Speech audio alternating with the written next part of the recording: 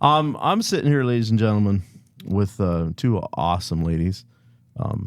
They're Mrs. Lisa Coyle, Mrs. Joelle Pollak from Promotive.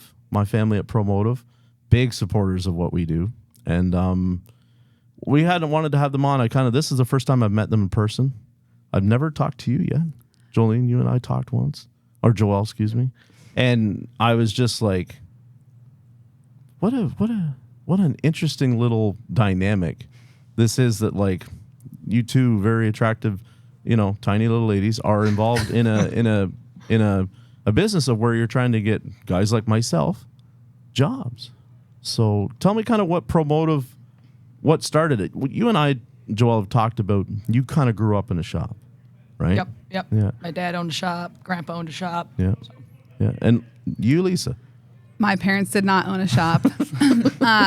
Ironically, though, my mom owned an employment agency when I was in elementary school through high school. So, it's kind of interesting that it came full circle. Mm-hmm. But as much as I would like to tell her that her business inspired this, it didn't. Yeah.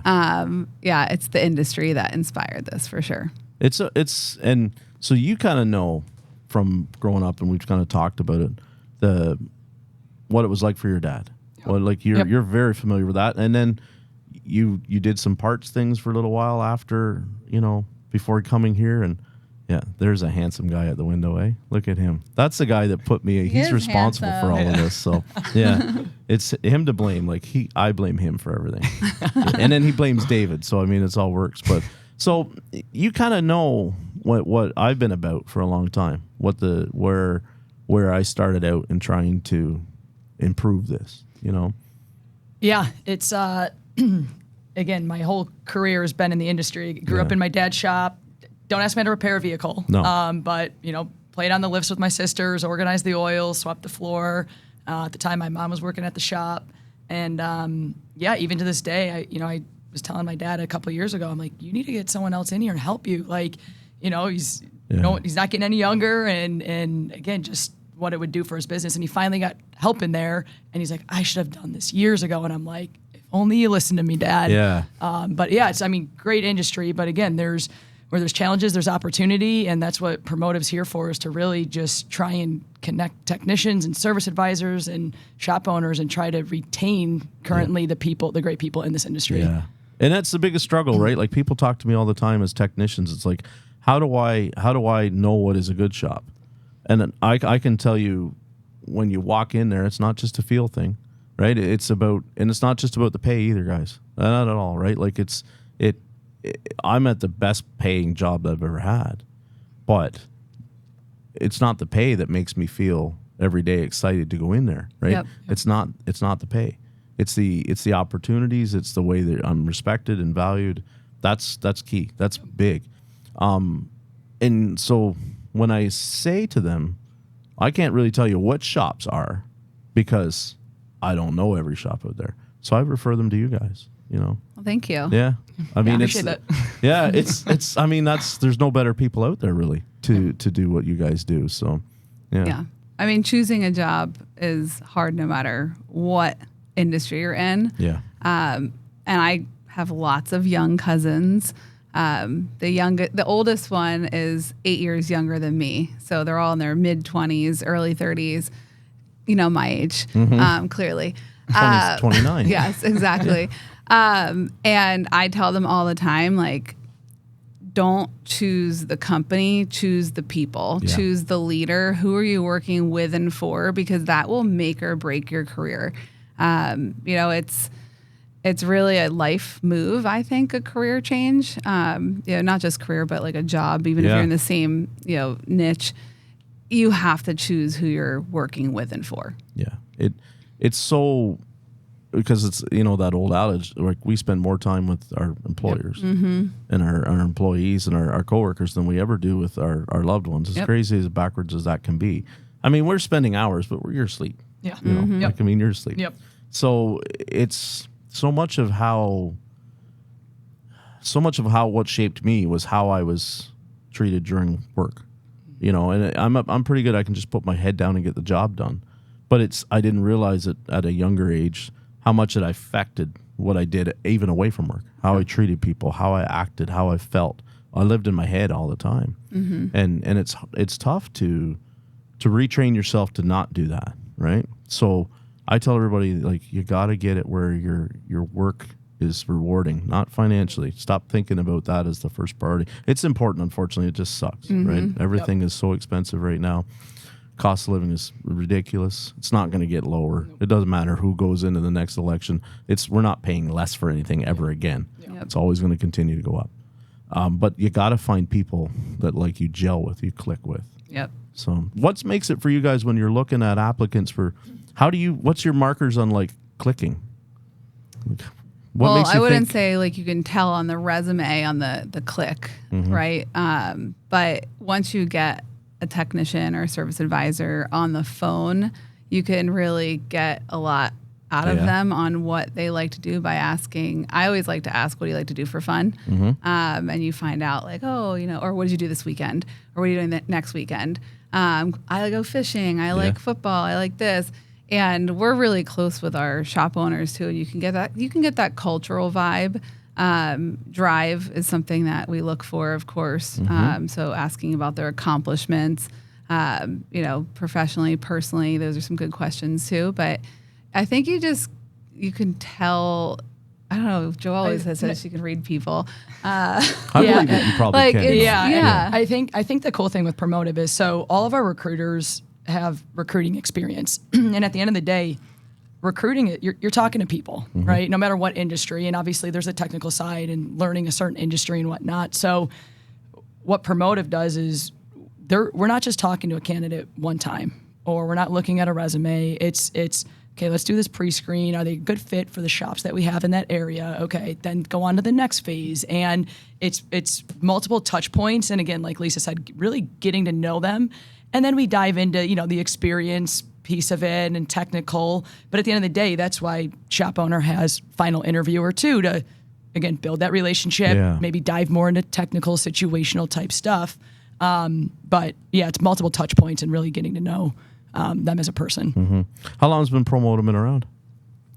April of, officially our first, when we started taking on shops, it was April of last year. So what's it, 16, 17 months? Pretty new. Yeah. Yep. It started in a conversation in a party bus. Yeah. So that's really the story. In Vegas. You probably want to hear. Yeah. Well, because that was going to be my next thing is, like, you guys knew each other before Promotive, I guess, kind of kicked briefly. off.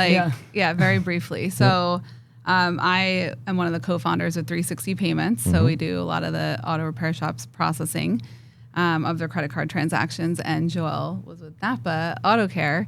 And 360 and Napa were partners, but I wasn't really involved in that relationship. And then our booths were across from each other. At trade shows, sometimes there's like downtime, or we're the vendors get let in first, and like she's probably throwing a ball. I don't even remember. And I was probably like, hey, I'll go run a route for you. I don't know. And we like instantly just became friends. And then she saw my kids on my phone and she's like, they are super cute. I'm like, I know. So she's like complimenting me. I'm like, I really like her. She's cool. Yeah. And then, we were just hanging out, and then we were in a party bus. You want to take it from there? Like, I feel like I'm talking a lot. No, you're good. Keep going.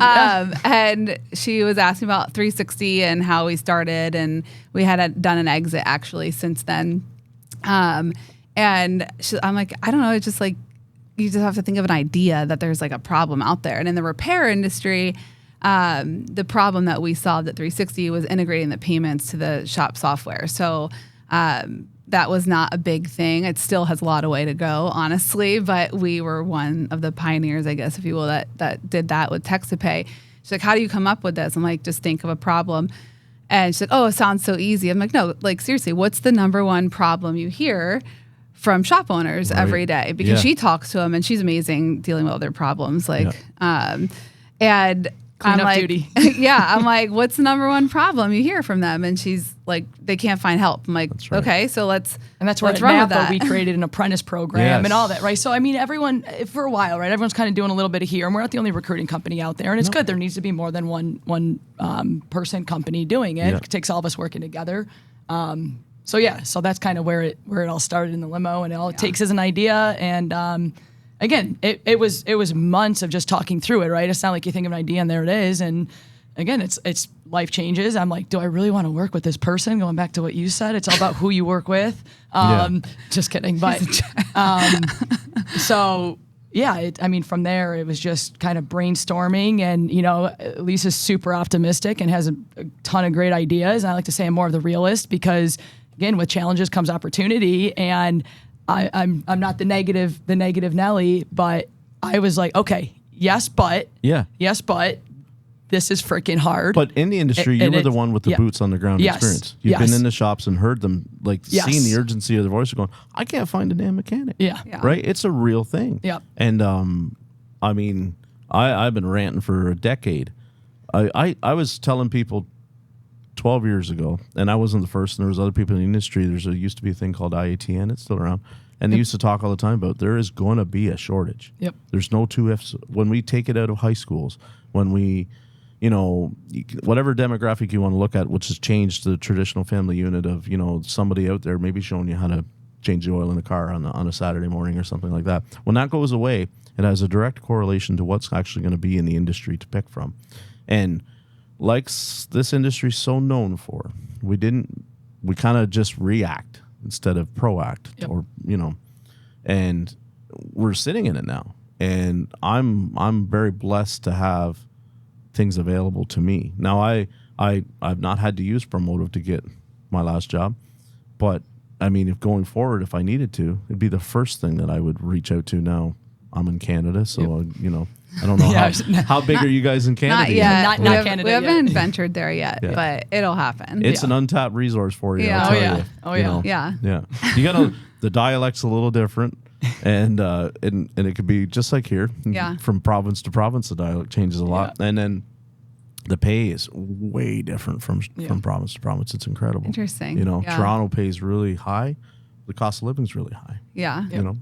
Well, that happens in the States, in our neck of the woods. So we got to crawl before we walk and walk. We know our states and markets here for the most part, and learning more. So what was some of the initial hurdles that you guys starting the company? Because you've got recruiting background, right? No, my mom. I can repeat her voicemail. She had to leave every day because we didn't have set voicemails. As because I am an '80s kid, so we didn't have cell phones in the '90s. For at least I didn't.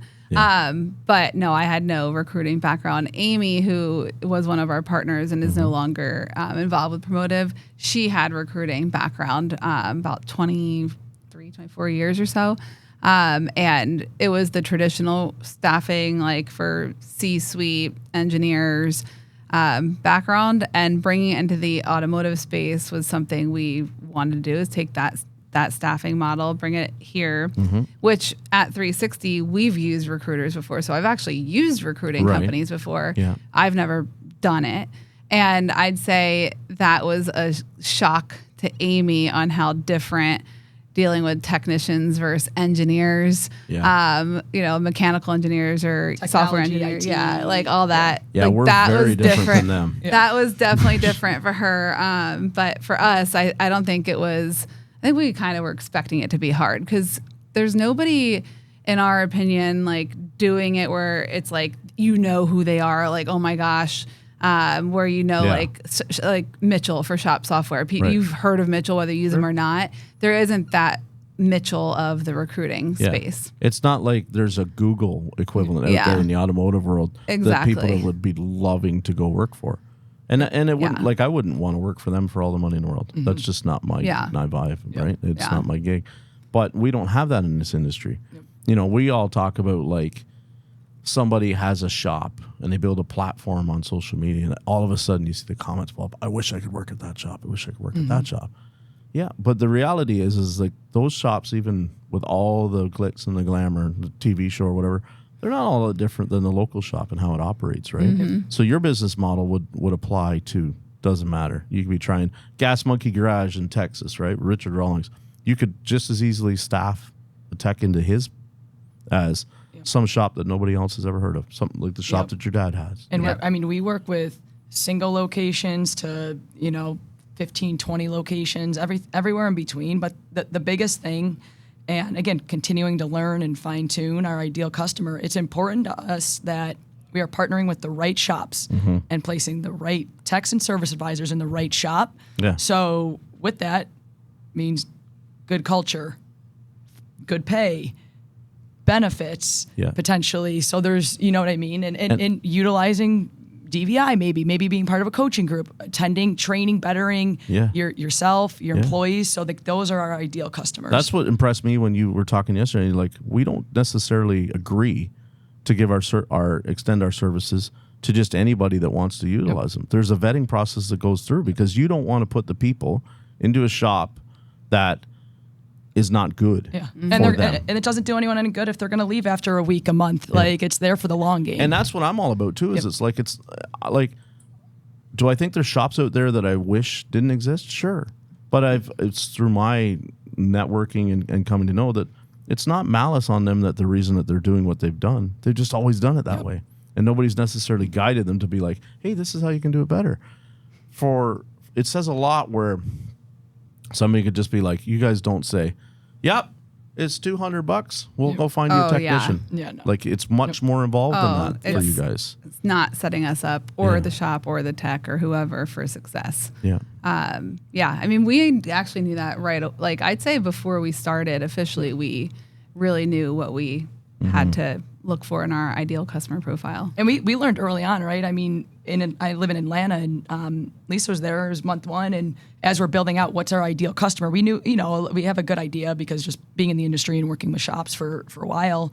And, like, okay, maybe, shops that are doing $1 million or more in revenue. We learned real quickly, just because you're doing $1 million in revenue, that doesn't mean you're a good shop. You could be doing 400, 500,000 and be a million times better than that other shop. So we learned some things early on. Yeah. But what is it so the typical, I'll say, applicant that comes to you guys looking for a technician, where can you kind of see that they all are similar, other than the fact that they're looking for a technician? Is there like normally when they're using us, they're at a certain level, a certain size, or does it run the whole gamut? It's from metro area shops you're talking about, right? Yeah. So metro areas to rural areas to 3 bays to 6 locations and everything in between. And again, shops try it themselves, right? I mean, and then work the job boards and the cost, the time. So like, we're truly doing, from the active candidates, the passive candidates, writing the job descriptions, the offer letters. We are doing it all. And our biggest ask and our only ask of our shops are that you're responsive when we find somebody good that we feel like is a good fit, because people don't want to wait and they're going to go work somewhere else. Yep. So it's all over the board. There's not a specific rhyme or reason. And it's a mixed bag. Do you hear a lot, Lisa, that like people say, I've tried Monster, I've tried, and it's not working? Yeah. Oh yeah. Yeah. Absolutely. And I'd say the other thing to add, the common denominator is they needed somebody yesterday. Yes. Right? Like, because yesterday somebody quit. Yeah. Yes. And not just somebody that is that unicorn rock star that could do it all. Yeah. So that sometimes sets us up in an interesting dynamic or relationship when instantly someone comes, they're like, let's go, we're ready to get moving. And then the pressure of like finding somebody right away is there. When, yes, sure, we do have a database, we have a bench, if you will, but it's not always just that exact plug and play. Life is about timing. Yeah. And you have to make sure that the person that we have in our database, maybe they just took a job 3 weeks ago, who knows, or 3 months ago, and now they're happy. Yeah. But I'd say that's the other common denominators, that they need someone yesterday, and then we're dealing with some like patience challenges. And that's the biggest thing. Like, I mean, anything in life, like being transparent. And every time I talk to a shop, potential prospect, I can't stress enough, we may find you the right person in a week. It may take 3 or 4 months, but like, you got to give us time to find you the right person. We obviously want to do it as quick as possible, but can't level set that enough. And that's the thing, because they're sitting there, I don't want to say they're drowning, but the numbers are not all of a sudden being hit when they need to put that person in that place, right? But at the same time, if you're going to make the investment in Promotive, it's obviously the other methods have not worked. Yep. You know, they're either you're in an area where people won't come to work for you, or you're in an area that they don't know you're even there. Yep. That was my last job change. I knew his shop was there, but I didn't know he was at the level that he was as a shop owner. Yep. Yeah. In terms of pay, ability, training, culture. I didn't know. Yeah. Right? So he's literally like a neighbor of mine. And I'm driving into the city every day to go work for a place that isn't good, doesn't treat me well. Yep. And for all intents and purposes, the best shop that I've ever worked at is around the corner. It's nuts. Yeah. You know? Yep. And why is, because he's involved in some of the social networks, but like didn't know. And then it's like, why did I not know? Yeah. Because he's not out there the way I am, putting himself out there, braggadocious about himself. He's just to him, he's just running another shop. Yep. I think you should bring him one of those jackets. Yeah, I don't. Would he wear it? No, he's, and I don't normally wear this. It's just a situation that is like, I made a comment about Jimmy yesterday with that jacket on. I'm like, because you have to let him know sometimes when it's like, you are a well-dressed man. You should tell him that you're a well-dressed man. And it's, you know, it's not any creepy thing. It's just a situation like somebody should, I appreciate the fact that you have that confidence to put a shiny coat on and walk around a convention center. So we made that comment yesterday, and I'm like, maybe it's going to be a lucky coat. So I borrowed it for today's. We're going to do that roundtable. But my boss would not wear this. He is very much a more like me, a jeans and t-shirt kind of guy. Yep. So, and I think that's a lot of us, right? I used to, if I was in this industry, and I still am, saw somebody that was always dressed up, I would immediately think, they're not me. They're not like trust him. me. Yep. And now I know Lucas. I've known him so long, and he's very good at about his appearance and the image that he's portraying and all that kind of stuff. But he's the guy that's had the grease under his fingernails, same as me, for a long time. So I try not to judge. Yep. You know, that's key with me. I try not to judge people the way I used to. Yeah. There's been a lot of growth for me. So, you know, it's taken a long, long time. Yeah. It's almost 30 years of working for the wrong people, you know, that it's key now that it's like I only work for the right people. Yep. Like we talked about a little bit of COVID, and it's like when I was off, I had opportunity. There was job offers coming in. I knew I wasn't going to fit. Mm-hmm. I knew it. So it's like, I'm going to stay home and catch a lot of fish and hang out with my dog and walk 5 miles a day and get some weight off and try to get my head right, you know? Is that why someone commented on the post with the Down to Fish shirt? Yeah. Okay. Yeah. Okay. Oh, because that's like, people know me for two things. If you want to talk about two things, we'll talk about fishing, and we're going to talk about automotive. That's it. You know, like we don't talk about anything else or politics. But I mean, it's like, if we're talking about politics, we'll talk about it face to face. I try not to put it out there what my thing is, because it alienates people. Yeah. Right? Yep. Most of the people I meet in this industry, we all seem to be on the same page, but I don't want to make that assumption. Yep. Yeah. Because somebody that what I learned from COVID was like somebody that I might really respect. The conversation doesn't come up. And then all of a sudden it does come up, and you're like, yeah. You think that? Really? And then it's like, it's tempting to have the conversation. And then you're like, Jeff, don't judge. That's right. Rein it in, Jeff. Shut up. It doesn't matter. They're not wacko for thinking what they think. They just think different than you. And that was key. Yeah. So, you know. Well, my kid likes to fish, and we have a lake house in the Tahoe area, and he's like, Mom, let's go on the dock. I'm like, but what if we catch something? That's the whole point, Mom. Oh, I don't want to, I'm like, I just feel bad taking the hooks out of their mouths, and then they are dying, and then they're not breathing. you know. Yeah. So yeah, I like to hold the pole and you know, a beer or a high noon or something and be out there, but catching the fish terrifies me. I don't want to touch it. I just noticed you've got the right ear on your left ear.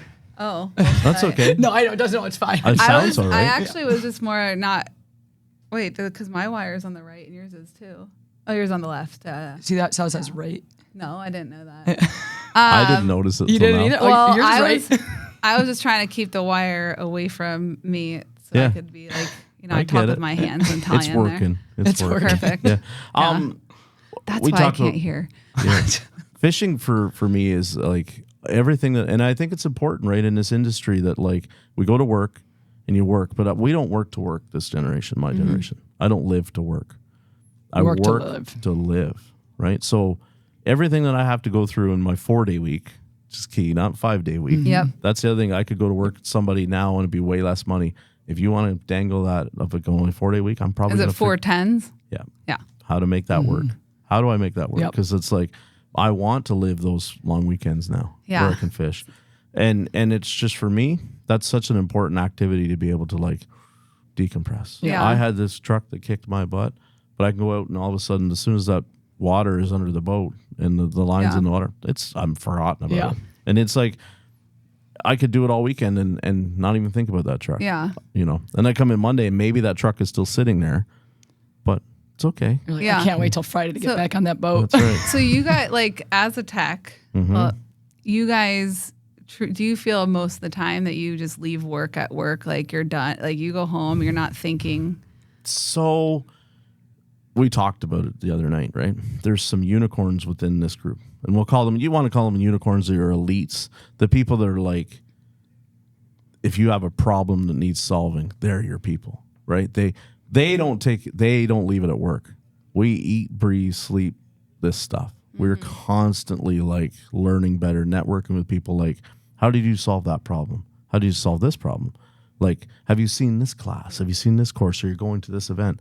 That's the elite. That's the 1%, like the 5% maybe the industry that like take it home with them. But they're not taking the stress home. They're taking home that fire that burns in them to be the absolute best that they can be. Yeah. So I used to take the problems of the job home. Used to. A lot. It cost me a relationship, right? And it was because it was just, I was in such a negative headspace all the time. It didn't matter how good the day went. I went and made 16 hours today. And then the next day I'd only go in and make 5. And I was a miserable jerk. Now, if you do the math, balance that out, average it out, that's still pretty darn good for the size of the shop and the amount of workflow. But I could not dwell on the fact that it's like, I only made 5. Like, and that's where so many of us live in that headspace that it's like, we're always thinking about yesterday, not thinking about tomorrow. We used to joke. Coach K's book, my high school basketball coach, next play. Yeah. Focus on next play. Next play. Yep. We always used to say, and that's the same thing. I used to say it for years. They only value you for what the job that you're doing for them now. I'll tell a story all the time. It's like they recruited me, or they didn't try to recruit me. They tried to poach me from a dealer in Ottawa. And I had applied for the job. And then I came down and I sat and they offered me the job. And I said, no, I don't think I'm going to fit here. And I went back to Ottawa, or I never left, but I was always like, because Kingston was home. And the ad runs again. This should have been a red flag. And the ad runs again.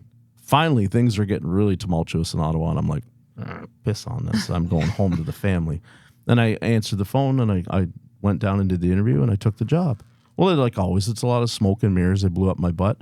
And I walked in on the first day. So I'm a technician that I'm like, hey, what are you good at?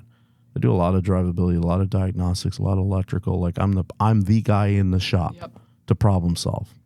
I walked in there, and this should have been the red flag. The first job she hands me, the first hour, I'll remember it, is a Dodge Charger for rims that have chrome peeling. The car is a lease, about to be returned, and they want 4 brand new rims put on under warranty. And I kind of, like me, in the way that I was, I kind of picked up the thing and I looked at her and I went, seriously? You're like a candid camera? Yeah, like, is this a joke? Yeah. And she looked at me deadpan and she went, yep. And I went, okay. And I went, and I lost my butt because under warranty, that doesn't pay what it would have paid to do retail. But I did the job. Within about a month, that shop showed itself to be not what they had promised. How long were you there? I lasted 9 months. 9 months. But we came to an impasse very quickly because all of a sudden it's like, so I go in there and it's like, I did that job, and then they start to actually give me the kind of work that I'm supposed to be. And we have a dynamic in the shop where we have this kind of older technician who, for all intents and purposes, you might hear the term in some of us like, that's a technician that's fed. That's a technician that's fed. Oh, okay. Technician that's taken care of. They're getting the Yeah. They're getting the jobs. gravy, Yeah. good work, right? Yeah. And so I was tasked with doing the same thing he was, drivability, electrical, and diag. Well, I only finished out 2 weeks doing it, and his numbers went from here to all of a sudden there's 2 pigs at the trough, pardon the pun, and his numbers went down. And his boss, the manager, my boss, comes to me and he says, we can't keep having you do what you're doing here because his numbers are going down. And I went and I said, seriously? Like, I moved home. I left a job where I was making potential for certainly a lot more money than here.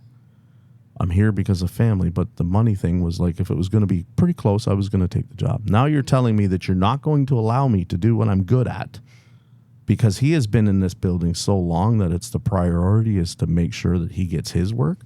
And let me be clear, he was no superstar tech. None. It had been a situation, though, he had been there longer than a lot of the furniture. At one point in the dealership, a union had come through, and he crossed the picket line every day. He got all, but when the union finally was settled and the agreements were passed, he still took all the rewards that everybody else that the union brothers had stood out for. He took that. So he's not already a kind of person I necessarily respect. Not that I'm pro-union, don't take it as that. But like, I'm about solidarity. I'm about unification, right? If we all, it's an army. You know, you want to move, change, move it as a team. Yeah. He's not a team player. Yeah. So anyway, going back to it. So they say to me, you're not going to be able to do this anymore. I went, okay. And then I just went to being just treated like another mechanic in the shop. Am I just another mechanic in the shop? Sure, on paper I am. But I have a skill set at the time that wasn't being utilized. And then once in a while when it was, he would back up and there was stuff he didn't want to do. Here you go. Yeah. And I'd be like, get the fuck away from me. And so it's that kind of dynamic that I bring to these kind of conversations where it's like, people think I make it up. I could show you 100 texts that's happened to. That exact scenario. It's an everyday thing in this industry, right? So I lasted there about 9 months, and I have a reputation for being fired. You won't see me quit too many jobs, but I will certainly get myself fired. And they're like, "Why do you do that?" Well, where I'm from, and I know you're looking at me like it doesn't look good on a resume. It's a red flag, No. right? But we're up where I'm from. If you get fired, you get severance pay. If you quit, you don't get severance. That's how the government set it up. Yep. One of the good things they did right. So anyway, so I become a very, not argumentative, but I'm not going to play ball, right? If you want to tell me what the game is, I can play the game. Yeah. But then don't tell me you hired me to pitch and then put me on the bench. We're not going to play ball. I'll go play for someone else, right? And that's how it is for me. So, and a lot of us are technicians. That's what's always thinking in our head is it's like, it's not always about the money. Sometimes it's about the respect. Mm-hmm. And like if I'm sitting on the bench, you don't give me a chance to go swing the bat, somebody's going to let me swing the bat somewhere. I might have to go down to a farm league. I'm going to swing that bat. That's my job. So I didn't last there like a year. And then I've moved around a lot from since then. How many shops have you worked at? Dealership shops? I think it's 6 dealerships. It's probably about 10 independent shops. Now we're going back on a 30-year career. Yep. And what's the shortest you were at one place and the longest you've been at a place? Shortest I've been at one place. It doesn't have to be exact, like weeks, months. I have to think now. 3 months, maybe it might have been the shortest stint at one place. And the longest would have been like 9 years at the what I call my key dealership days were 9 years in Ottawa. So you've been fired 15 times. No, I quit jobs in between there. But it was like, because when I say I don't quit, that's not true. But the goal for me is like, I want you to fire me. Yeah. I don't want to quit. Yeah, I've had to quit when it's like I've gone to you and say, the money's not working here. Like I know what you're paying that guy over there, and I know what I'm getting paid, and I'm having to do his work over for him, or I'm having to do the stuff that he can't do. I don't want necessarily as much as him. I just want a little bit more. And they go, oh, I can't do that. Like the excuse I still remember is, we just start you guys all up with a healthcare plan. Like there's not the money in the pot to be able to give you the raise. And I'm thinking, cool story then, okay. And then I thought so that I actively then start to job seek. Yeah. Right. And now we're all of us sometimes are actively job seeking without even actively doing it. Right. Yeah. We leave our resumes up on Monster. We leave our resumes up on anywhere because it's like we're getting inboxes that are showing us what we're being offered. Yeah. And shops hate to think of that. It's not like I'm going and doing interviews, right? Or was. But so this job, when it came up, it just kind of came up. You know, I was unhappy at the last place I was at, but it was literally like I didn't realize how unhappy they were with me. Yeah. It was one instance of just pretty much how I talked to one of the bus drivers that he didn't like, and he sits me down and he says, we're going to different places. It wasn't a case of I didn't fix a car, didn't do the job. It's just like he put it as like these bus drivers are key. That's my business. And all I said to the bus driver is that it was really stupid to drive that bus with no coolant in it. I've heard worse. Right. Yeah. So, and like as the way it always seems to provide, there was an inbox email from where I am now, you know, which has been like the best opportunity I've ever had. So was it a personalized one from the shop? Yeah.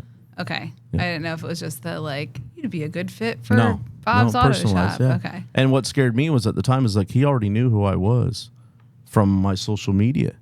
And I was like, and you still want to hire me? Like you kind of hear the things that I've talked about for the better part of over 10 years on this industry. You've heard it, and you still want to hire me? Well, okay, that might work. What did he say in the message that got you like interested? So what he said is I really need a tech, right? And then he puts in the dollar amount that he's willing to pay. That was a big jump from the shop that I had just left. Substantial jump. Okay. So when we talk about it sometimes is like some technicians, you go from one place where it's like you think you're paid okay. Maybe you're just paid hourly and that's you don't want to work flat rate. And then you think like I could make a little bit more money, but I'd have to go work flat rate somewhere. Yeah. And maybe you make it a cultural decision in your career that I'm not going to work flat rate because I've done it. I can't believe in that method. So I won't be successful at it. I've been successful before at it, but it takes everything being right for it to work.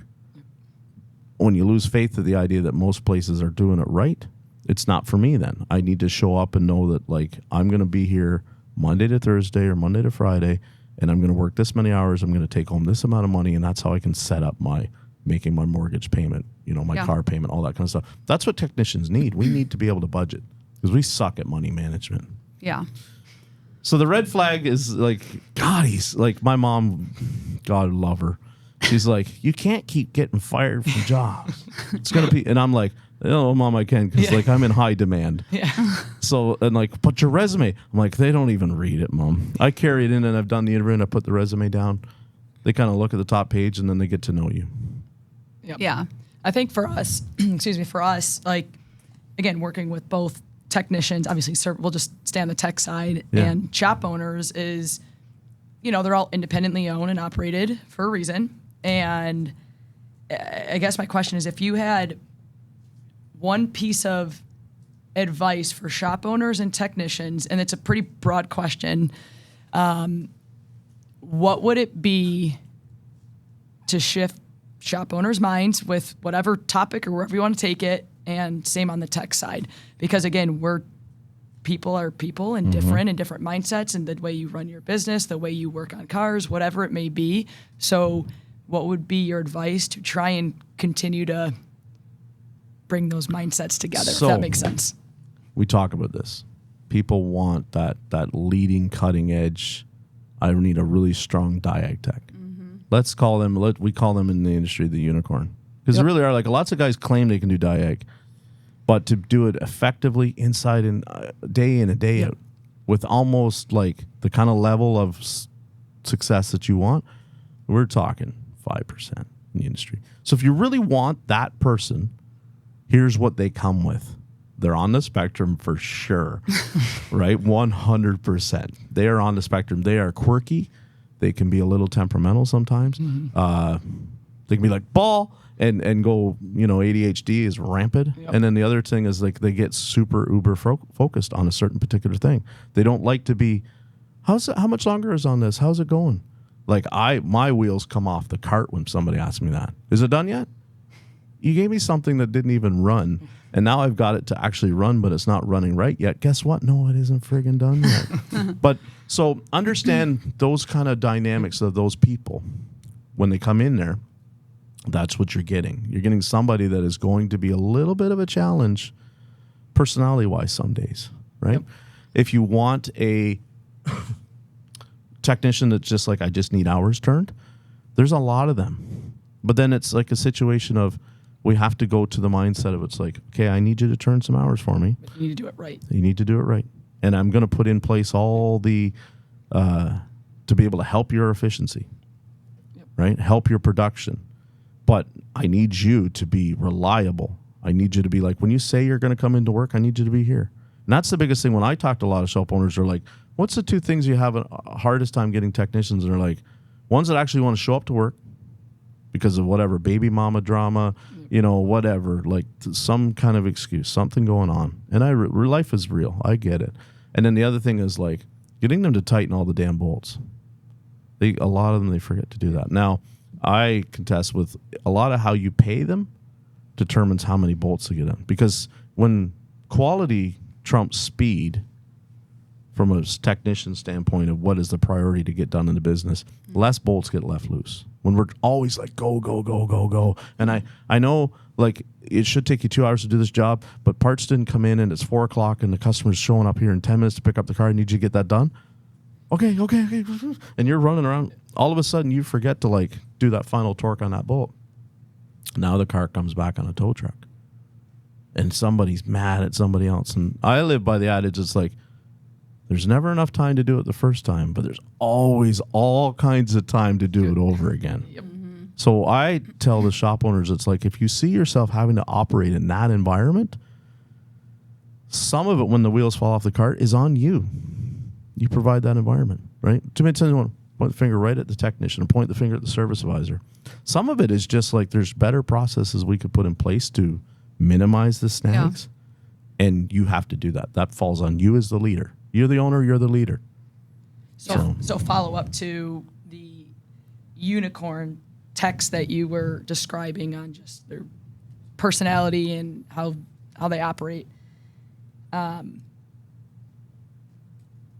What would you recommend to Promotive and other technicians that maybe aren't as experienced as far as culture goes? Because take your unicorn hat off. Yeah. Sometimes that's challenging, and that's why people leave. That's why people get fired, because again, you've got that unicorn, and shop owners don't want to let that go. Yeah. But also culture is super important. Yeah. And we see a lot of that. I mean, I've seen a lot of that in the last 12, 13 years, and it's a real thing, and it's a challenge. And again, at the end of the day, we're all human and people and different. I tell people now, don't chase the money, right? Chase the culture. Because if you can get in there and it's a good culture and you bring something, the money will improve. Yep. It's just it's an effect. It should. If you bring something to them that they didn't have before, collectively you're all going to make more money. And then if they're doing the right thing, some of that should trickle down to you. So don't chase the money, because I did for so many years. I think it's a nature of a lot of technicians out there is when we're on an incentivized pay plan, you look at it like, how can I make the most amount of money? And this is just reality in life, right? Well, there's a window here where it's like, by this age, you should be financially at this point. I never looked at that shit in my life. I just knew that it was like when I'm in my 30s, I don't want to still be renting basement apartments for whatever I can find them for. I want to have a place that, like, regardless of what the job does, this is home. I come home to this. Yep.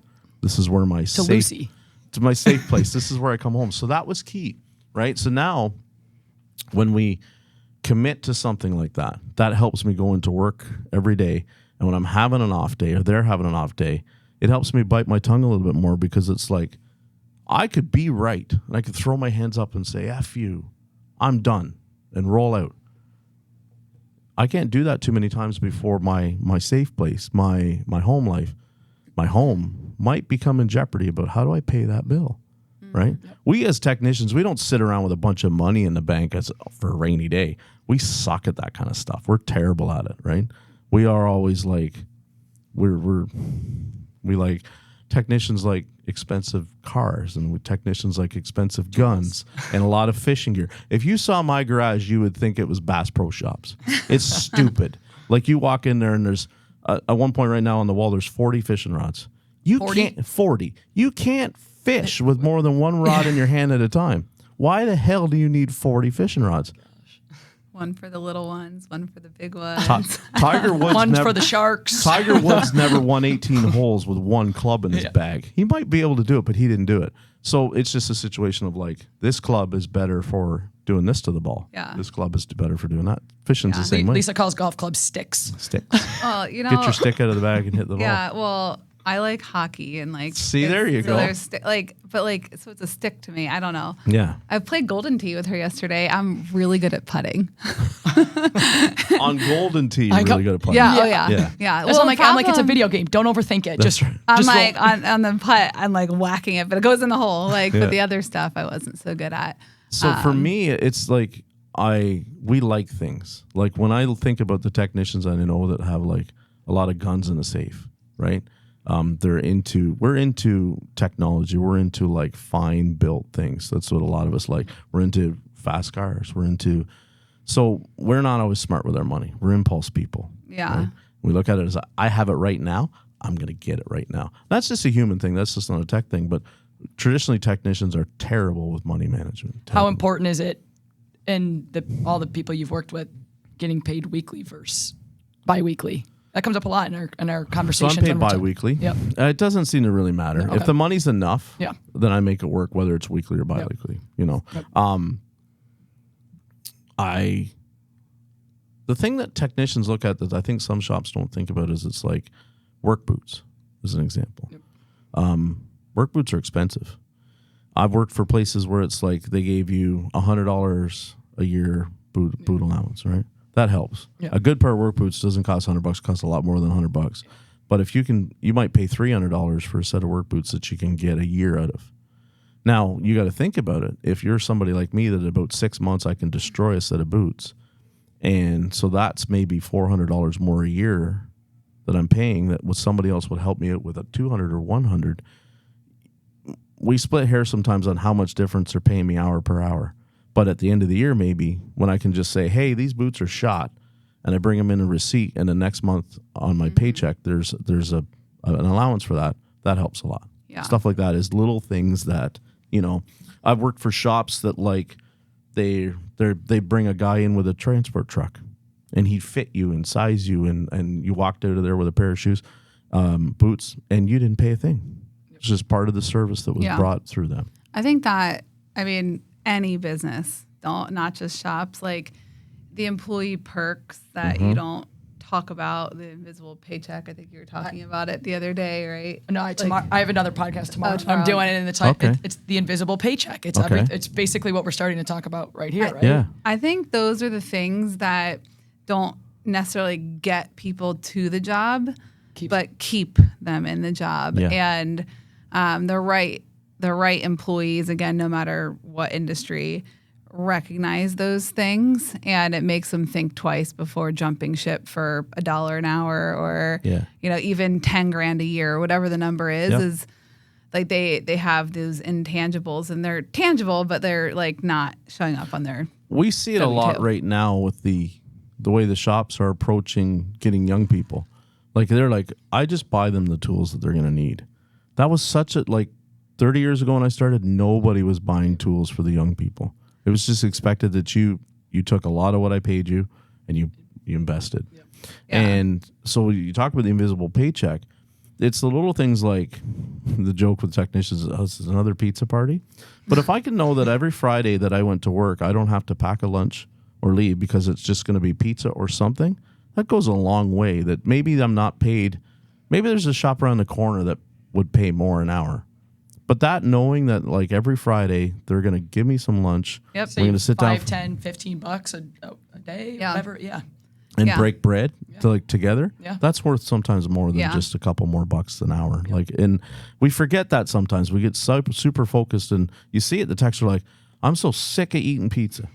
And then my friend Brian is like, you could feed me pizza every damn day, Do dude. they give you beer with your pizza though? Because That makes a difference. Off too. the record, they might be giving beer to some shops. Brian talks about he went in to do mobile programming at a shop, and he gets there and he's like, I don't know if the guy was Canadian like you. He says, but there was a trash can, and he says the crumpled up Molson Canadian cans were running right at the top of the can. And I'm like, I don't know if Uncle Billy ever went to New York or not. Like he might be kinfolk to me, right? Like, Yeah.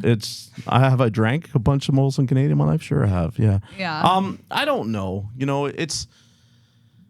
That's a portion of atmosphere, like I can remember growing up when it was a typical thing on a Friday afternoon. Lots of shops got the last car done by noon, and then they might sit there and drink a few pints of beer for the afternoon. Yeah. I've been in shops over the last few years, a handful, right? A Friday, like after like 3-4 o'clock, and they hang out, have a couple beers after they're done working. Usually that's where the culture is formed. It's not just the beers, it's the fact that you let people lay loose. Yeah. Cornhole is something like I highly recommend. I would if I owned a shop, I would have cornhole sets. You can get them for like $200 on, I think the one I go is customcorntoss.com or something. Okay. I'm not getting a commission. I was going to say, that. are you? Not a sponsor. No. Yeah. And we branded them with 360 payments at the time, and they're now at my lake house. But though I can't tell you how many games of cornhole we played. A grill putting at the shop, I would do that. And just being able to barbecue outside when it's randomly nice out and do that with your team. Like those little things go so far. From my experience, it sounds like they're going to need a lake, shooting range, fishing poles, a racetrack. You want a couple quads where you can race around. Yeah, and then maybe we'll fix cars at the same time. Brian Pollak, he'll tell you at his shop, like there's a quad out back that's used for like errands, wink, wink, errands. In this wintertime, half the guys come in to work on a snow machine. Like you ever been on a snowmobile? Yeah, actually, I really like those. They're fun. They're like wave runners, but on snow, kind of, right? Yeah, pretty much. That's where the idea came from. Yeah. Not for a wave runner, or excuse me, a snow machine. The wave runner idea came from a snowmobile. Yeah. I just assume when like you're California that like. Yeah. No. You ever been on? Yeah. First off, I'm a maniac on my wave runner. Love my wave runner. Yeah. It gives me such a thrill, and I'm always like, please don't fall in our lake where I'm at is like 60 degrees, and I love it, but I'm like terrified of falling in and getting soaked. So as a fisherman, every time I see one fall off and eat it, I go yes, because you guys drive me nuts when I'm fishing. Yeah. There's good fishing. At my lake. I mean, you know where the fish are? I actually do, but they're not where the wave runner is. Yeah. I know how to get my boat to that spot. Yeah. It's not a huge lake, but I'm just kidding. We don't hate you. Yeah. I get it. I don't like the wake surfers, right? Because they cause a lot of waves. If I'm sitting in my chair in the lake, the waves come and it's cold. So I'm with you. For different reasons. Yeah. Got some more people. That's Becky. That's Becky. Yeah, she's great. Yeah.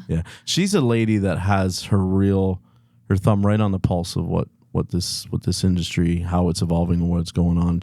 She's doing amazing things. Yeah. So I adore her. She's great. I look at it like you said, that invisible paycheck, that thing is such a huge portion of culture. Yeah. What do you guys struggle with the placement of people? What's the biggest obstacle? Other than the shortage of people, is what seems to be the thing that when somebody gets placed and then it doesn't work out, why does that happen? Okay, so I was gonna go a different route to the question, but this we'll take it. I was thinking, how do we get someone in the shop? What's to place them? And then there's of course the churn, or someone's not happy with the situation. On getting them in the shop, I think it goes back to what Joelle talked about, is that communication and partnership between the shop and us. Speed is a big deal. Mm-hmm. As you mentioned, techs have their options. Yep. Just like you told your mom. And we have to strike while the iron's hot. And I think a lot of times there's too much time that goes on in between, or the shop owners may be a little too picky. And I appreciate knowing what a person that knows what they want. But at the same time, we're like, this guy checks 9 out of 10 of the boxes. Like, let's get them in.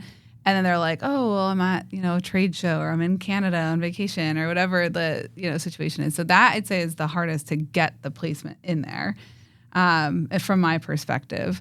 And then once they're in, I think the shop owners are disappointed in the expectations that the candidate or we sold the shop on. So example. And what the candidate sold the shop on too, because they're interviewing them too. Yeah, both ways. So like an A-Tech, it's a subjective term. I didn't even know what an A-Tech was 2 years ago, by the way, or that techs had to buy their own tools. I'm still mind blown by that.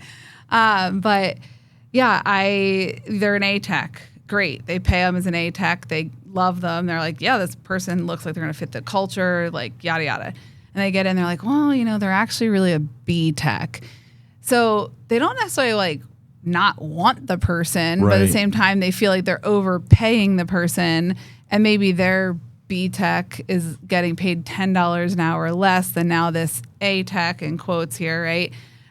So I think that's one of the challenges too. Yeah, I see that happen a lot. And I don't have an answer for it, right? Like it's so I'll parlay something into that. When you see, I know lots of shops that it's like for instance, Lucas's shop. One of his techs, he literally had him come down and work for him for like 2 weeks. What do you think of this? Do you think you're going to be a fit? Do you see that where that's like people that are coming to you guys are like, I want to try that, or does it not really fit on the idea of how Promotive is set up? We have some shops that may do a half-day working interview. We have another one. We have one going on right now. It's a 2-week working interview, and then another one where it's a week or two, and that's initiated by the shop, not candidates asking for that. The challenge with the few shops we're working with that do that, I love it because again, you get to know each other. Like try it before you buy it. And on the candidate side, the ones that are currently working only have so much time off, and they can't afford to take 3 days, 4 days, 5 days, a week or two. Yeah. So that's the biggest challenge with the active candidates that are already employed. Now the ones that are passive and maybe they do have unlimited time to do that. So that's one of the challenges there. And I would say, echoing some of the things that Lisa was saying, a lot of shops have been burned by qualified techs. A lot of techs have been burned by shops that are always busy and have the work. And it's the trust and it's the, or hey, come in, prove yourself after 30, 60, 90 days, you'll make this. Yeah. And a lot of times that happens and other times it doesn't. So we're here trying to be that middleman and encourage candidate and shop to talk and communicate. But at the end of the day, they're not our employees. It's not our business. Right. All we can do is give suggestions and whatnot. So yeah, it's fun. It's kooky, right? Because, and I've seen it too, where it's like sometimes they go and they take the absolute top dollar and they put it out there to somebody, and then they get them, and they could be worth that top dollar, but not right out of the gate. Right? Yeah. They got to learn the processes. I saw a shop owner talking about they've got a new hire, and it's the processes that they're struggling to learn in the business. And onboarding's important, and that's a lot of times we've placed. We're not going to get them all right. Yeah, we have had people that don't show up on day one for the interview, or even the start date, and our recruiters call them an hour before. Yeah, I'm on my way. I'm excited. Shop owner calls. Where are they? And we look ourselves in the mirror. What else could we? The only thing we could do different is drive to their house, put their butt in the car, and drive them to work. Yeah. So again, we're all human and operate different ways. Red flag. And it's red flag. and then we've had a couple that after day 5, day 6, they don't like the other tech, so they leave. And again, I get all like there's pros and cons on shop side, on tech side. But the most challenging thing, like things in life aren't always easy and perfect, and you can't go into a job and after 1 or 2 days. I mean, there's scenarios that would be like that, but you got to give it a chance. You got to communicate. It could be something silly that you could work out with the lead tech or the service advisor or the owner. Just don't pack up your tools and wheel them out because you got in a little argument over nothing. Yeah. So you got there and you didn't like that your parking spot was too far from the door. Yeah. You know, Yep. like that's all should be easily rectified stuff. Yeah. And all that important in the big scope, right? It's all communication. Yeah. As long as people are communicating, you could work things out or not work them out and still be on good terms. I think, like, I see it now and it's just like, I tell them, don't throw the absolute top dollar at them. Because if they get in there and all of a sudden they're not worth anything, you can't back it down because that just leaves hard feelings. Yep. You might better like start them at something that you agree on with a little bit left in your pocket that they're like, they're absolutely killing it. Yep. Here, dude, I didn't expect that you were going to be, or gal, I didn't expect that you were going to be this well. Here's another 2. Yep. And all of a sudden that's worth, I think, like a year's worth of like good feelings, vibes, and culture and personality. We used to talk about all the time the honeymoon phase. I've seen lots of the standard RO when you were in a dealership was you were brought in and they gave you really good work. And it's like you're like, oh, this is so much better than that dump I left. Yep. I'm getting good work. And then they might start to like turn it around on you. And they don't give you the best jobs. And then all of a sudden it can be, so how you respond to that, excuse me, is a big part of where your success is going to be, right? And everybody goes, why did they do that? Well, if you've worked in a dealership or heavy incentivized shops for a while, they know exactly why that's doing that. It's because they need you to be like busy and really, they're testing you, but they're also like trying to show you that, hey, there's some lean days coming up, but I want you to get like some money right now so you don't dwell on that. And more and more people don't go buy 40 that's fishing right. poles. That don't go and do that. What I tell people is it's like be prepared when I'm from tech to tech standpoint. Be prepared because it's going to seem like you're going to have your first 2 weeks are going to be amazing. Your first paycheck's going to be awesome. They're not all going to be like that. Okay? And it's not just budgeting for that. It's realizing that it's like that's the ebb and flow in the dealership. It's just the game they play. It sucks, you know, because we all ultimately just like to come in. I speak for myself and know that this is going to be the least amount I'm going to make. And I have to work with that. And everything else on that should be just gravy, right? When they promise you, oh, we're car count coming out our butt, you're going to turn a bunch of hours. Have you ever asked when they say we're busy enough, we've got the car count? Do you ever, as a tech, during an interview, do you ever ask what's your car count? What does busy mean to you? Like, do you know? Like, and what are those? Like, what do those have to be for a tech to say? I've never asked what's your car count because for me, I wouldn't know what a good number was. I do understand the ratio a little bit of like if you've got 16 techs in the shop, you need to be humping a lot of cars through for everybody to have good hours, right? Because there's a lot of pigs at the trough. Now, in a smaller place, and they say, this has been a red flag for me, we got so much work, we can't get it done. We got so many cars, we can't get it done. And you're looking at a small facility, that's a red flag because that normally means that like half the work you're going to do, maybe it's inspections, maybe it's diag, they're not charging the customer for. Yeah. That's why they're so bloody busy. Well, that doesn't necessarily mean that it can't work, but you've got to be prepared. Like you can look at it as like, I'm going to have 16 cars a day to look at. I'll make 16 hours easy. And then you pull in and you do your thing and it's like, okay, so that little thing that you did, we didn't charge her for. That little thing you didn't charge him for. And people all the time, shop owners are like, but that's so stupid. They shouldn't be doing that. Agreed. But it's still such a major problem or like the method. wiper conversation. Yeah, the wiper conversation, right? Yep. And everybody laughs at that. It's like, it's only 2 wiper blades. Like it should only take you 5 minutes. First of all, some new wiper blades on new cars suck. The clips are terrible. Yeah, when everybody had a hook style or pin style, there's only 2 styles. Yeah, I could shut my eyes and Stevie Wonder could put them on. Now, everything is different. Like so, what seems like it should be a 2-minute job is now most of the time, if you're doing the front and the one on the back, it's 10 minutes. Well, if I do 8 complimentaries a day, and it's 10 minutes, that's 80 minutes. That's 1.2, guys. 1.2 at whatever you're paying me an hour that I donated. Guess what? A good pay. It's $50. I love my technician, repair shop, and I'm not getting anything for free. So Right. I need to know what I need to start saying now. But the chain stores run a promo up where I am every fall. Come in here and get an oil change. We'll give you 2 free. It could be Michelin brand or a Rain-X brand wiper blades. Now, obviously, Michelin don't make wiper blades. You just stick the brand on it, right? But you've seen these, like you from North Country, you understand?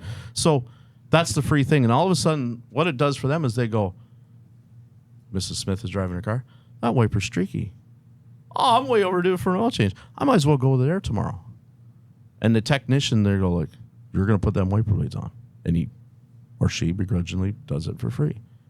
When that promo's not running, maybe when Mrs. Smith comes in and says, I need 2 wiper blades, maybe it pays 0.2 to put them on.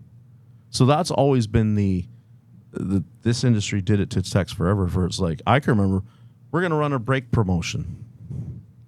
And brakes used to pay 1.5. You're going to do it all for now for 1 hour flat. We're going to turn around and get the price really low, and we're going to get more people coming in. You're going to have all kinds of cars, and you're going to be able to sell all kinds of stuff off of those brake jobs. That didn't work. We didn't sell anymore because all of a sudden they were saying yes to anything. They were bringing cars in that was like they wanted just the cheap brake job. They wanted just the cheap oil change. And so as technicians, we have to learn. Unfortunately, as crazy as it sounds, technicians, like you guys have been talking about the numbers, they have to be better than they ever were about understanding how this business really works. Yeah. And then that's how you find your place within it. I know now pretty good how this business really runs, what it's about. And I figured out that's what's been able to keep me sane in it. Yeah. Because if I don't know, I just think it becomes a personal thing. They don't like me. That's why they're not giving me the work. That's not it. They're not giving you the work because maybe they know that you can't get it done. Yeah. And that's when you have to have hard talks with yourself. What do I do better to make myself more lucrative to them? Yeah. I tell every technician, make yourself indispensable to your employer.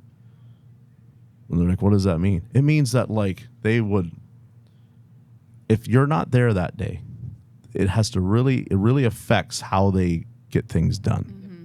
You know, it means that if you're like a little bit of a quirky person, you have some mood issues, that they accept you and understand and love you because it's like what you can do for them. Yeah. You have to bring yourself above that. I can take this stress ball and I can throw it out there and I'm going to hit a technician right now in the head. That's how this industry used to think it was be able to do. I could go and hire anybody, and if they had some toolbox at home, they could bring it in and I could get some work done. We're not living in that life anymore. Yeah. You know? It's crazy, man. It's what I've seen in 30 years is so different. It's so different. So I think that your advice, though, again, goes to any industry. So, like, anybody listening to this could say the same thing to their spouse who might be, you know, a nurse or, you know, HVAC or teacher. Yeah. Like, I think it can go into anything. What's the advice you give candidates? Like, when you've got a technician that are coming to you and they're like, okay, I need you to help find me a job. What do you say to them? What's the key things that you need to offer? I think when we get our recruiters on, you'll get some really good answers from them because they're the ones talking to the candidates every day. But I'm going to put my like just CEO, friend, cousin, sister, like advice hat on. One of my friends told my sister when she was looking for a new job, never run from a job, run to a job. Mm-hmm. That resonates with me so much. Because I think so many people make a career move because they're pissed at their boss. Yep.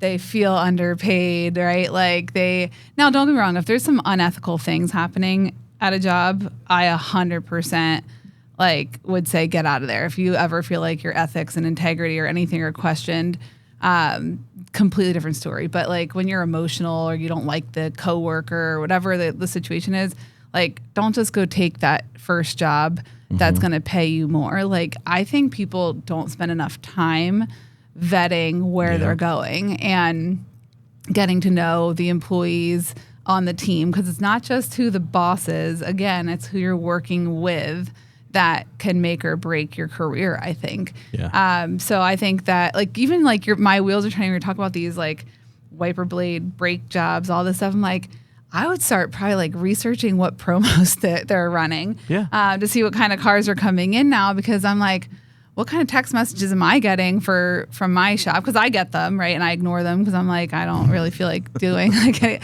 I'm a different consumer, right? But yeah, I think that there's not enough research that's done.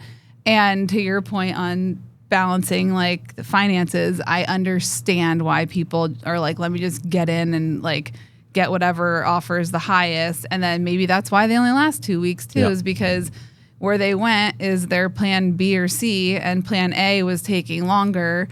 And then plan A comes around 2, 3, 4 weeks later, and then they're leaving, you know, plan B and then going to the A. Like, so just taking the time is what I would say. Research. Like, and it's not Google reviews. No.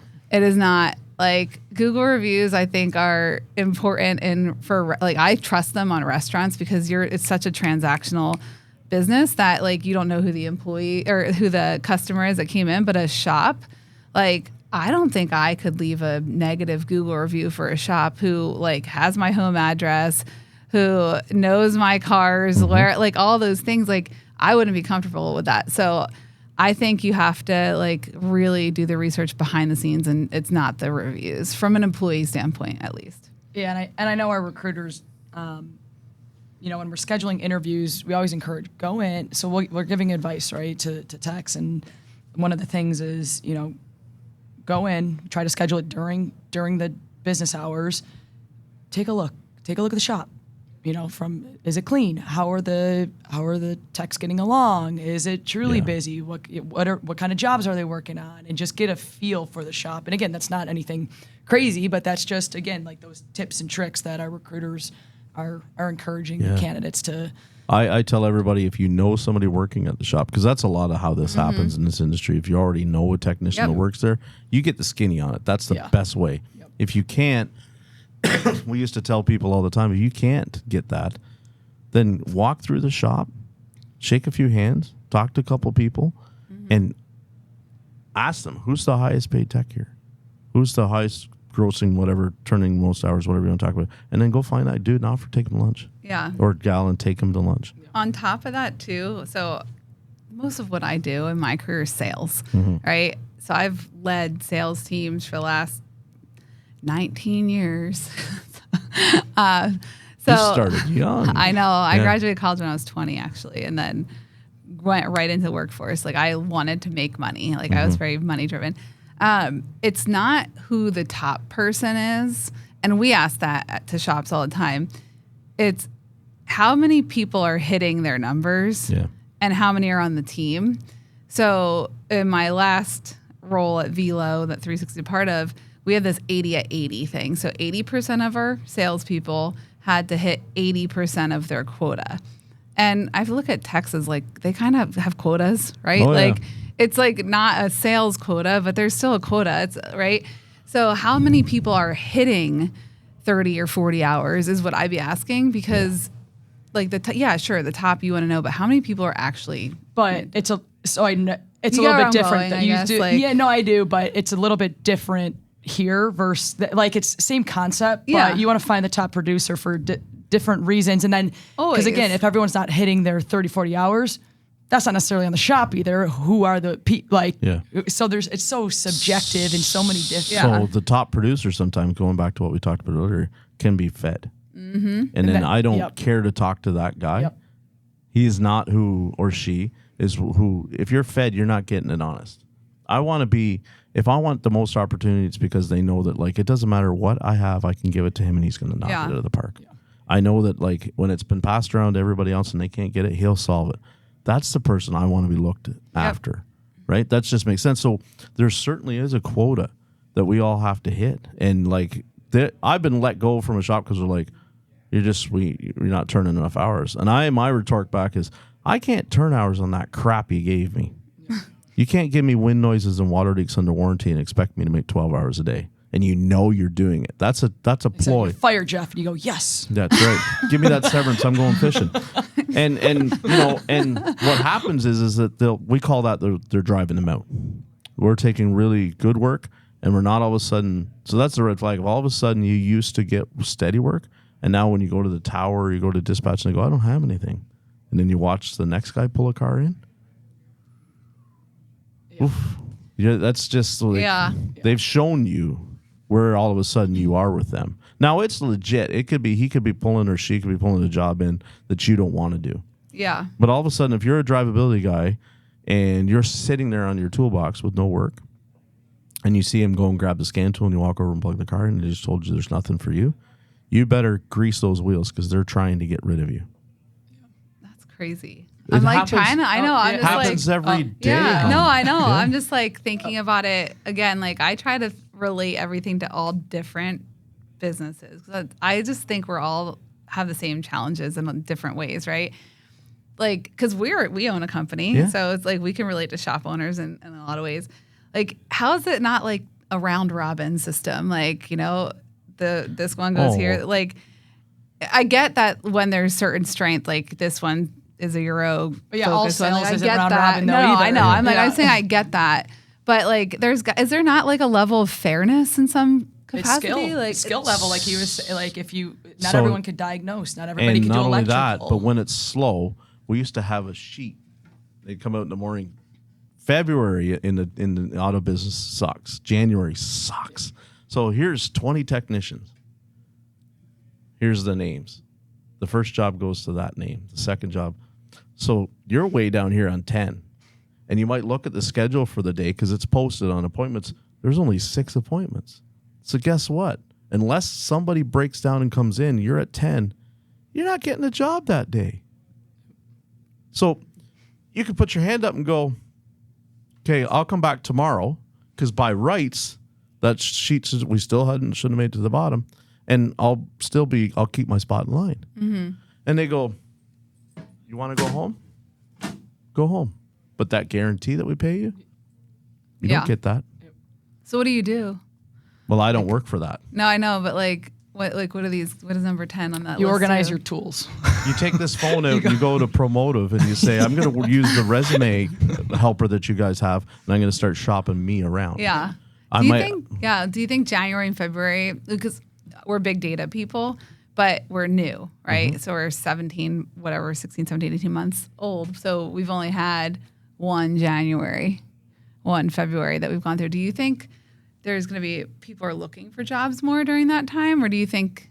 Yes, you're nodding. Okay. Because so right now in every paper back home in every shop now they're trying to hire a temporary tire tech because we're going to get into the snow tire season and we're going to run our tail off doing tires.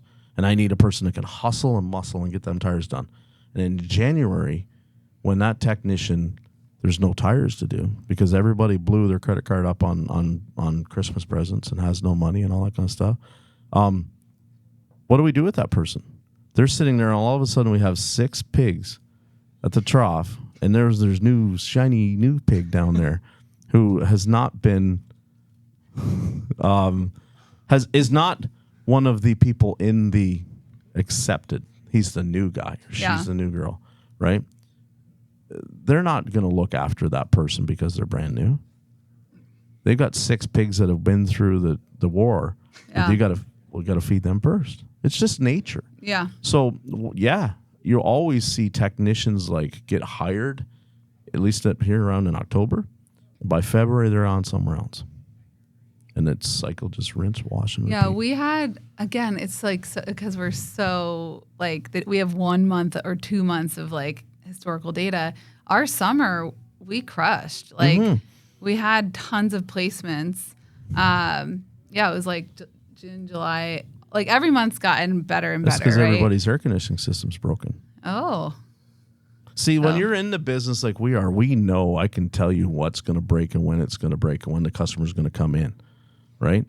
Springtime, customers come in for I used to put together those promotions with Napa, so I could tell you the seasonality and the parts. Season pothole season in the springtime is awesome. We run a shocks promo. and struts. We run a shock and strut promo. We start selling alignments. We start selling brakes. We take your winter tires off. Oh, your brakes are shot. We sell brakes. Yeah. Right. Wintertime used to be going into the fall. We're going to have tune-ups in October, so that your car. We're going to start selling batteries. Yeah. In October, so that your car will start. Well, we as techs, we all know how this goes. Yeah. So when the lean months in January or February, if I'm flat rate, and I wasn't smart because I'm a mechanic and we suck at money management. I don't have any money. So I'm sitting there and I have no work. And I'm number 10 on the sheet and there's 6 appointments.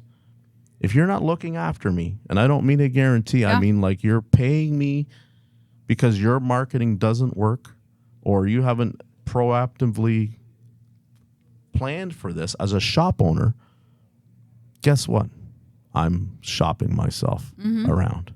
It's just the reality of it. They all know what's happening. They hope that you don't leave, but they don't do anything year after year to make sure that we don't go through January and February like we did. Yeah. We just tell them, you better be smart with your money. I could, as a technician, I could turn around and say, you should be smart with your business. Yeah. So Yeah. I want to thank you guys for being here. I know, it was fun. Yeah, thank you. Yeah, I love yous both. I appreciate what you guys do for me. I think it's a fantastic partnership, and I mean, I rave about you guys all the time. I think it's so cool what you're doing because when I started out 30 years ago, none of this existed. You know, I just shopped it myself around the old way. Yeah. And I can't thank you enough for what you do. Yeah, and if people are, made it to the end here, the technicians don't pay us, to be clear, too. That's right. Right? Like, so I'd say when you asked in the very beginning, what did we learn? One thing was that techs have not been, quote unquote, headhunted before. It's a concept that is new to this industry, at least, and it does not cost anybody anything to talk to us. And we're not going to force anybody into a job, just like we wouldn't force a shop into hiring somebody. Yep. But it is really, I think, beneficial to have resources out there, again, no matter what career anybody's in. So whether someone is listening and wants to call Promotive, there's other Promotives out there too. Like, go talk and know what else is out there. So, yeah. And thank you. Yeah. Joelle, anything? I don't know. I think those are pretty good closer. So I guess I'll just end with go Bills. Yeah. Hey. Oh my Thanks, gosh. guys. All right. Thanks, Chef.